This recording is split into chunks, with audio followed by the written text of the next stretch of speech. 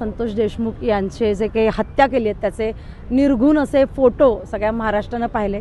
सबंध महाराष्ट्र हळहळला। आमच्या डोळ्यात तर फक्त पाणी होतं। मुळात धनंजय मुंडेंनी राजीनामा दिलाय हा वैद्यकीय कारणासाठी दिलाय, त्यामुळे सरकारचं यात खूप मोठं कर्तृत्व आहे असं आम्हाला वाटत नाही की ज्या पद्धतीने, ज्या क्रूरपणे, ज्या राक्षसी हैवानी पद्धतीने संतोष भाऊंची हत्या केली आहे त्याच पद्धतीची शिक्षा या नराधमांना झाली पाहिजे। मस्साजोगचे सरपंच संतोष देशमुख यांच्या हत्येचे फोटो समोर आले आणि महाराष्ट्रभर हळहळ व्यक्त केली जात आहे।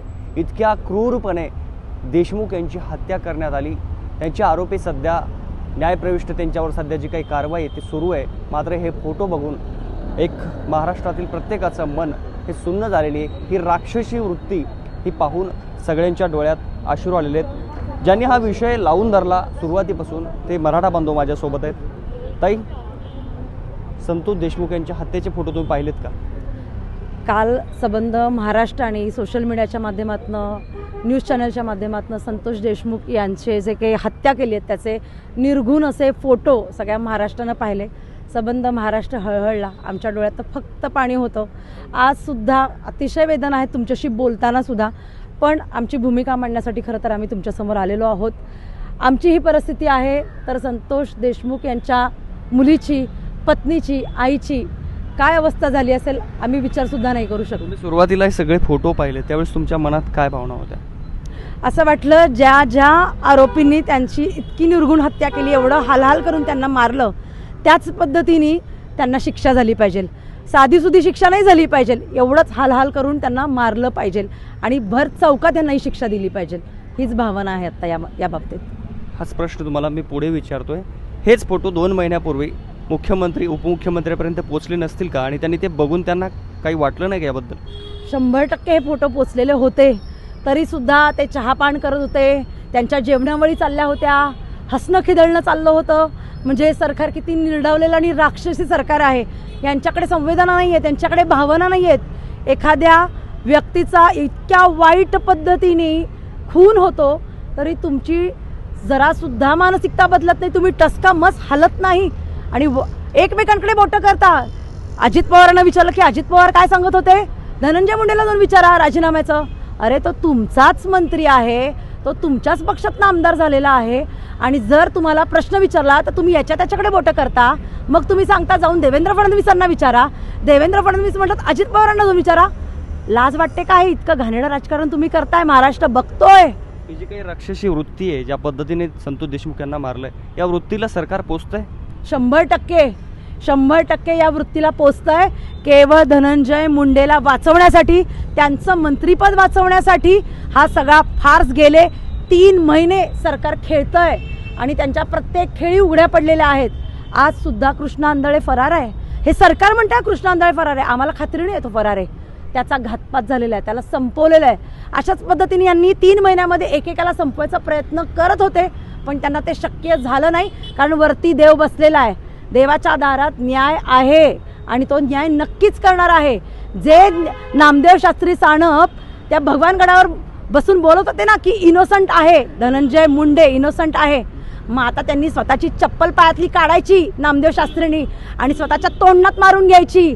त्याच 1 लाख काय कितीतरी लाखोंचा जो समुदाय येतो ना भगवानगडावरती, त्यांच्या समोर येऊन स्वतःच्या तोंडात चप्पल मारून दाखवावी आता या नामदेव शास्त्रींनी सुद्धा। कुंजे साहेब, हे कालचे फोटो पाहून असं वाटतंय का कुठेतरी माणूस माणसासारखा वागत नाही, माणुसकी हरवून गेलेली आहे? माणुसकीचा विषयच नाही राहिला, फक्त नोटा 500च्या आणि बाजारात कुठल्या नोटा आहेत ना, त्यात फक्त नोटा आमच्या खिशात कशा येतील आणि मग त्यासाठी आम्ही काहीही करू शकतो, काहीही करू शकतो आणि आमचं काही कुणी वाकडं करू शकत नाही। ही भूमिका आणि ही भावना त्यांनी तयार करून दाखवली आणि त्याला सरकार पोचतंय। खुशाल मजेशीर सगळं आणि एवढं सगळं चाललंय, जनतेचे हाल चाललेत, तरीसुद्धा हा आमच्याकडं आला, तो आमच्यातून गेला आणि मग त्याच्यावर काय आणि ह्याच्यावर काय, म्हणजे राजकारण, फक्त राजकारण आणि ती त्यांच्या पद्धतीने वागायची पद्धत आणि ते स्टाईल आणि गॉगल आणि काय, अरे चाललंय काय? म्हणजे तुम्हाला दुःख वाटतच नाही? तुम्हाला तुमच्या मंत्री असलेल्या, केंद्रीय मंत्री असलेल्या व्यक्तीची मुलगी, तिची सुद्धा छेडछाड होते, सगळ्या गोष्टी होत आहेत। उद्या आणखीन काय कोणाचं होऊ नये परंतु तुम्ही त्याची वाट पाहताय का? नक्की कोणाची वाट पाहताय? काय होण्याची वाट पाहताय?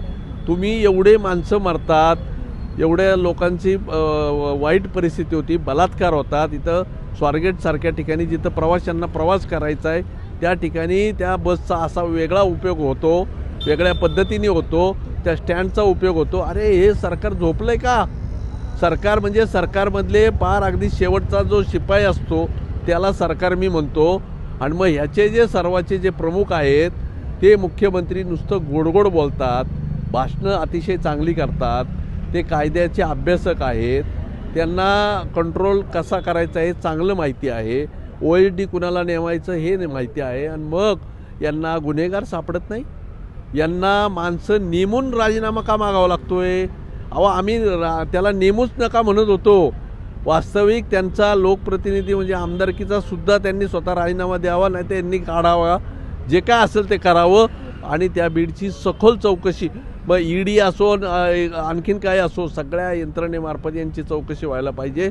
आणि ज्या पद्धतीने ह्या संतोष देशमुखाची हत्या केली आणि मानवतेचा एक कळस गाठलेला आहे, क्रूरतेचा, तो कळस दूर करण्यासाठी जर तुम्हाला काही करायचं असेल तर ह्या सर्वांनी स्वतःहून बाजूला तर हे होणार नाहीत, कारण हे निरावलेले आहेत. मग ह्याच्यामध्ये केंद्र सरकार एकच करू शकतं की तुम्ही यांना राष्ट्रपती राजवट करून पूर्ण न्याय देऊनच मग नवीन सरकार येईल तेव्हा येईल, पण तोपर्यंत ह्यांच्याकडनं न्याय मिळू शकत नाही.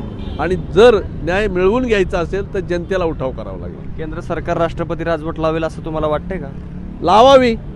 कारण एक लक्षात घ्या, ज्या संघावरती किंवा ज्या पक्षावरती लोकांनी विश्वास दाखवलेला आहे आणि 2 नव्हे 3ऱ्या वेळेला पंतप्रधान मोदींना निवडून दिले, पंतप्रधान झालेत, तर त्या जनतेचं जर कल्याण करायचं असेल तर तुम्हाला कठोर निर्णय घ्यावे लागतील. आणि कठोर निर्णय घ्यायचे असतील तर तुम्हाला हे जमेल, नाही तर जनता तुम्हाला तुमची जागा दाखवेल. धनंजय मुंडेंनी राजीनामा अखेर आपला दिलेला आहे. मुळात धनंजय मुंडेंनी राजीनामा दिला आहे हा वैद्यकीय कारणासाठी दिला आहे. त्यामुळं सरकारचं यात खूप मोठं कर्तृत्व आहे असं आम्हाला वाटत नाही. धनंजय मुंडेंचा राजीनामा हा मुख्यमंत्र्यांनी घ्यायला पाहिजे होता, तो घेतलेला नाही आहे, आता सिद्ध होतं आहे. मुंडेंनी राजीनामा दिला वैद्यकीय कारणासाठी. मुळात आम्हाला हे सांगायचं की धनंजय मुंडेंना वाचवणारे मुख्यमंत्रीच आहेत, गृहमंत्री हेच त्यांना वाचवत आहेत. 2-2 वेळा त्यांना क्लीन चिट दिली मुख्यमंत्र्यांनी आणि आज मुख्यमंत्री सांगतात की आम्ही त्यांचा राजीनामा स्वीकारला आहे. तुम्ही काढलं का नाही त्यांना? कारण ह्या सर्व मस्साजोग प्रकरणामध्ये, कैलासवासी संतोष देशमुख यांच्या हत्या प्रकरणामध्ये वाल्मिक कराड हा आरोपी आहे हे सिद्ध झाले. आणि वाल्मिक कराड हा धनंजय मुंडेंचा खास माणूस आहे, तो त्यांचा व्यावसायिक पार्टनर आहे, तो त्यांचा खास काम करणारा माणूस आहे. त्यामुळं धनंजय मुंडे यांना देखील यामध्ये सहआरोपी करावं अशी मराठा क्रांती मोर्चाची या ठिकाणी मागणी. ताई तुम्ही ते फोटो बघितले? हो बघितलंय. काय भावना होत्या पहिल्या जेव्हा फोटो बघितले? भावना अशी आहे की ज्या पद्धतीने, ज्या क्रूरपणे, ज्या राक्षसी हैवानी पद्धतीने संतोष भाऊंची हत्या केली आहे त्याच पद्धतीची शिक्षा या नराधमांना झाली पाहिजे.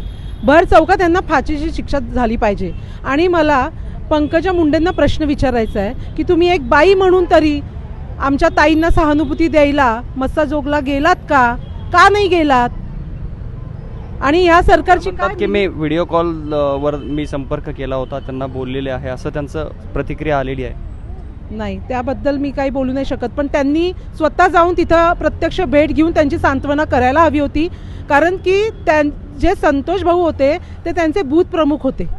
मग तुमच्या कार्यकर्त्याची जर अशी हत्या झाली आणि जर तुम्ही तिथं जात नसाल आणि जर त्यांच्या अन्यायाविरुद्ध तुम्ही तिथं उभं राहत नसाल तर तुमच्या एका लोकप्रतिनिधी म्हणून तुमच्यावरती धिक्कार आहे. नक्कीच. तर धनंजय मुंडे यांचा राजीनामा झाल्यानंतर संतप्त अशा सगळ्या मराठा क्रांती मोर्चाच्या बांधवांच्या ह्या भावना होत्या. आणि ज्या प्रकारे संतोष देशमुख यांना क्रूरपणे त्यांची हत्या करण्यात आली याचा निषेध आणि सरकारचा देखील निषेध या सर्व मंडळींनी आपल्याशी बोलताना व्यक्त केला आहे. Vishnu Sanap, let's up Marathi, Pune.